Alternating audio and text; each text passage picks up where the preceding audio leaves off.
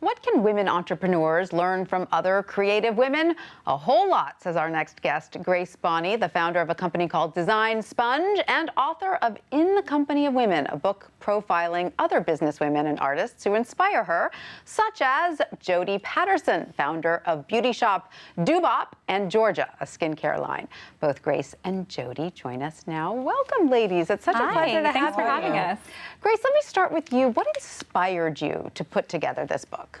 I'm honestly most inspired by what I don't see in a market, and I really wanted to see a book that embraced the full range of women in our community and the full range of paths to success that exist. Well, you open your book with a great quote, "You can't be what you can't see." Is that sort of the basis of your book? Absolutely. That was Marian Wright Edelman, and it just sort of speaks to the power of visibility and what happens when you don't have that visibility. So this book is really a testament to just giving women of all ages great examples of what they could be and can do. And Jodie, what did you think when Grace approached you about being in the book? I mean, I was thrilled and completely honored. The list of women, I mean, I can't believe that I'm in the company of these women. But more so than that, it was really how Grace approached it, and her questions were so thoughtful. And they were questions about sort of the internal workings of a woman, how we think, how we feel our way through change, and how we think and feel our way through business. Very, very interesting. And if you were to say there are one or two key things that all of these women have in common, what might those be? My favorite one is that everyone has given up on the concept of work-life balance.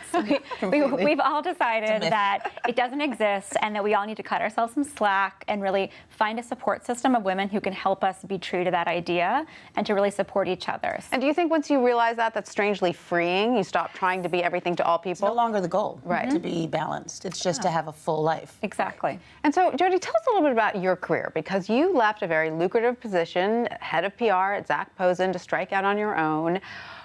Why and how did you do that? Well, I've always been sort of whimsical in my choices of what I did. I was also in the circus as an acrobat. Oh, amazing. Literally. But I really wanted, at a certain point, I wanted my own story to be told. And I opened up a beauty boutique that was focused on global beauty. And I had this idea that, like, women are so compartmentalized. And I wanted us to think globally about beauty. So Grace shouldn't just buy white product, and I shouldn't just buy black product, but we should be thinking globally. And so that was sort of the impetus to launching Georgia, and then that grew into a digital platform, which is Doobop. Fantastic. Now, if you were to look at all of these women from a business perspective, what are some of the lessons, Grace, that you think so many of them have learned? I think one of my favorite lessons came from a woman named Mary Going in San Francisco, who reminded me to be willing to be bad at something before you got good at it. And I think being able to accept that you're not going to do things perfectly the first time, it was so freeing to just say, I'm going to try my best, learn from that, and move forward. It was always about failure forward. was okay, just as long as you learned from it. Absolutely. So, Jodie, I'm so curious about how you did this, because I think there's so many women out there who would look at you and think, wow, you know, because you have 5 kids, right? And a husband. You had a great job with all the health insurance that entails and all that great stuff in the corporate life.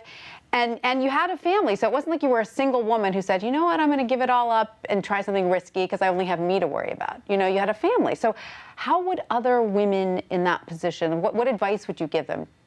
They might be worried about that. Do you know what I mean? Well, there's some sacrifices. I mean, I sacrificed health insurance, private for public. Right. And I took care of certain needs for my kids first before myself. But ideally, I think the thing to remember is that there's an emotional intensity that women have that we can use towards our businesses. We have an enormous capacity to multitask. And so that's really what you have to think of. You have to think about how you can do it, not why you shouldn't. Right. And then you just rely on your family, your husband, your wife, or so-and-so, whomever your partner is, you rely on them to help feed the entrepreneurial spirit. It's a team effort, for sure.